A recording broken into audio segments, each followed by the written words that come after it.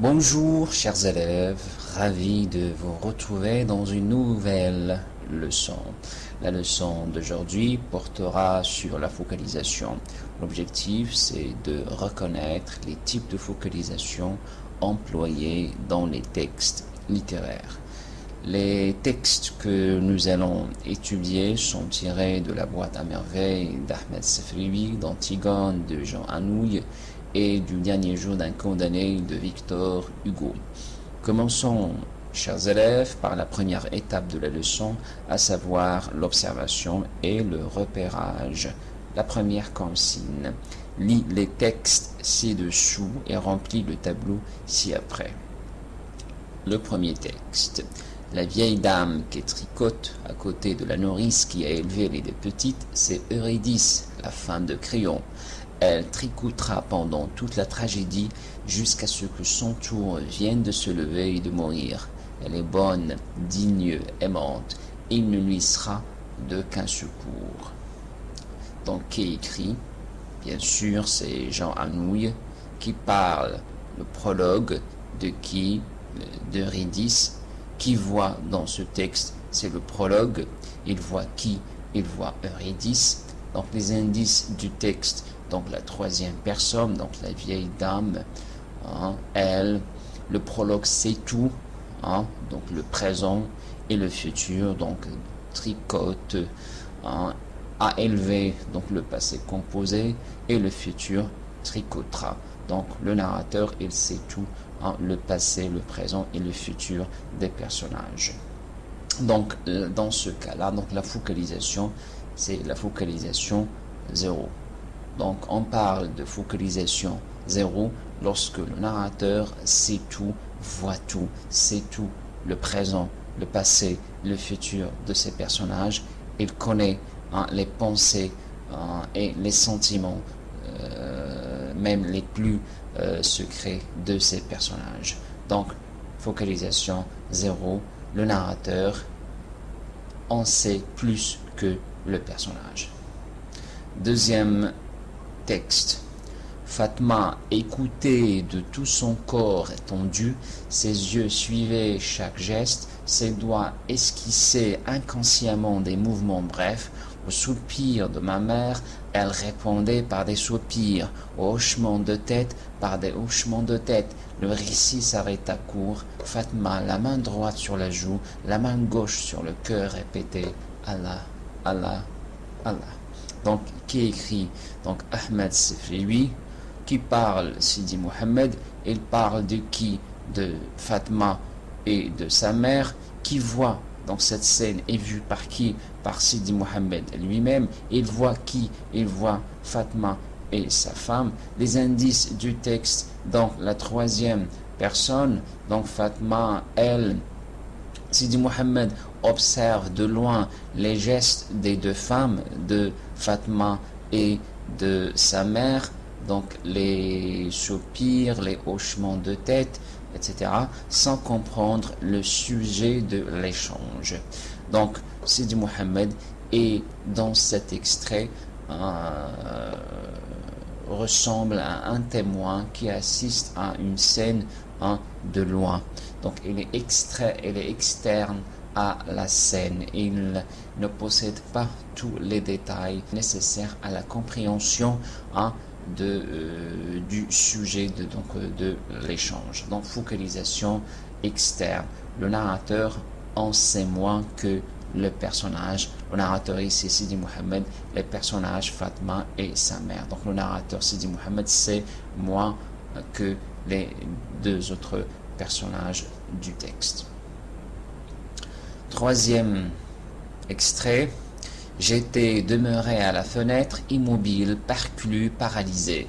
Mais quand je vis les 5 courdons s'avancer, se ruer vers moi, avec des paroles d'une infernale cordialité, quand j'entendis le tumultueux fracas de leurs chaînes, de leurs clameurs, de leurs pas au pied du mur, il me sembla que cette nuée de démons escaladait ma misérable cellule. Je poussai un cri, je me jetai sur la porte d'une violence à la briser, mais pas moyen de fuir. Les verrous étaient tirés en dehors. Je heurtai, j'appelai avec rage. Puis il me sembla entendre de plus près encore les effrayantes voix des forçats.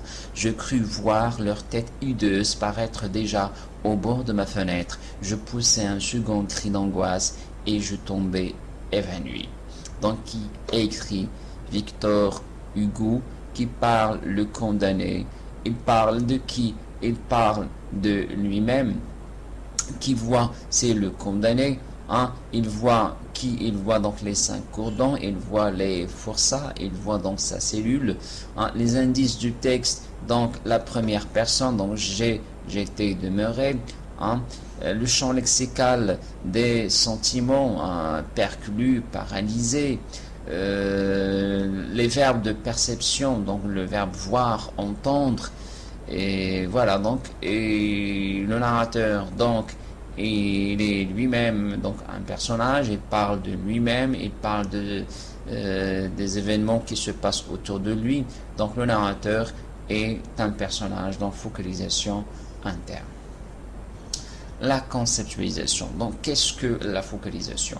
Donc la focalisation est le point de vue selon lequel un récit est organisé. Donc la focalisation répond à la question qui raconte, qui voit. Est-ce donc un narrateur omniscient qui sait tout et voit tout? Et là on parle de focalisation 0.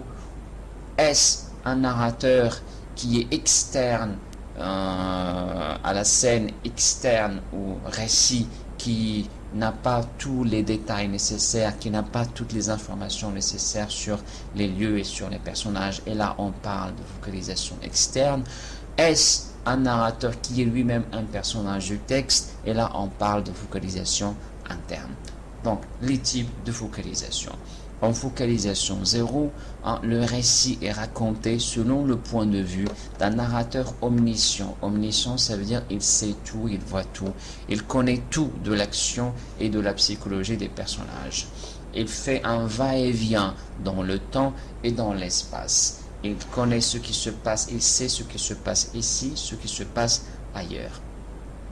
En focalisation interne, le récit est raconté selon le point de vue d'un personnage qui participe à l'action. Le narrateur semble ne savoir de l'histoire que ce qui est susceptible d'en percevoir ce personnage.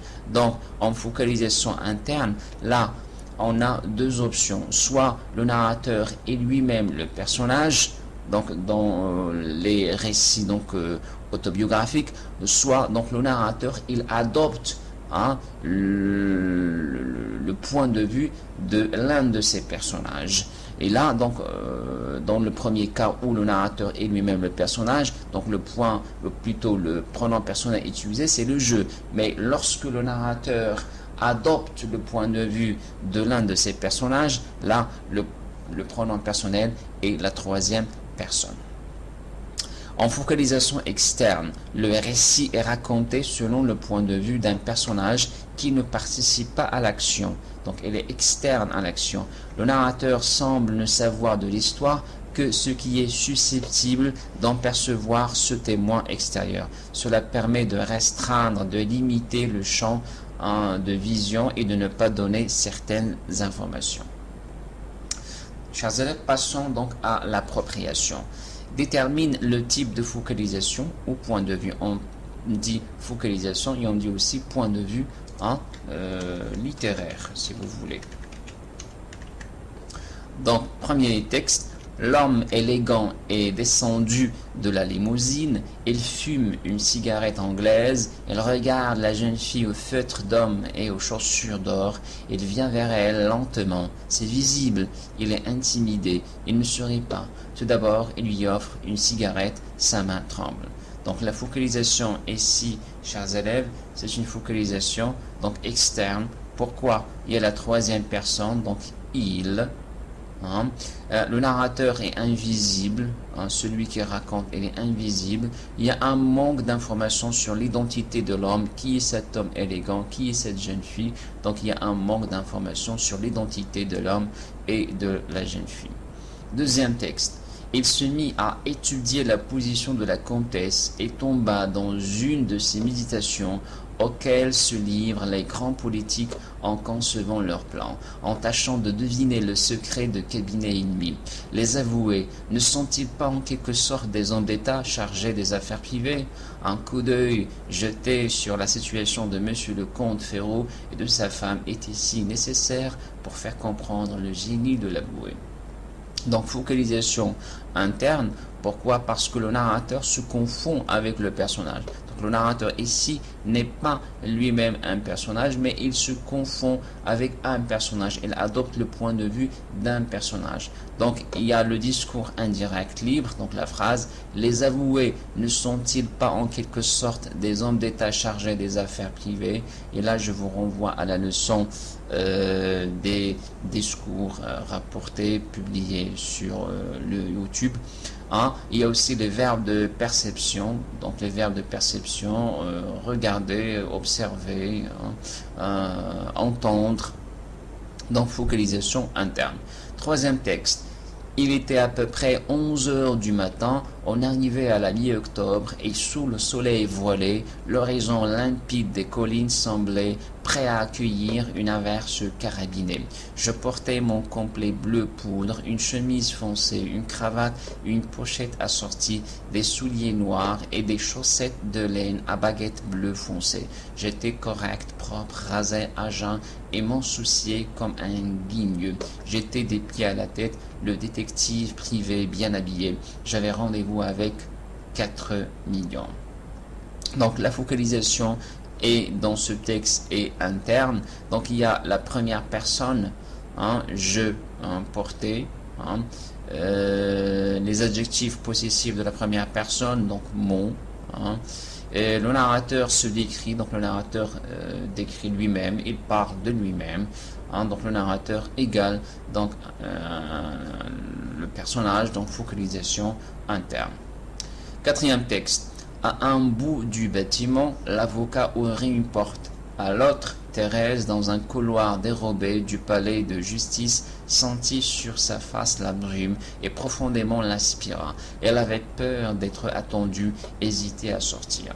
Donc focalisation 0. Pourquoi? Il y a la troisième personne, donc elle, l'avocat. Le narrateur voit tout, il voit ce qui se passe à un bout du bâtiment et à l'autre bout du bâtiment. Donc le narrateur décrit l'état d'âme de son personnage, il décrit les sentiments de son personnage, donc il connaît tout il sait tout sur ce personnage. Et donc focalisation 0. Chers élèves, c'est la fin de la leçon. Je vous dis comme d'habitude, portez-vous bien et à la prochaine séance.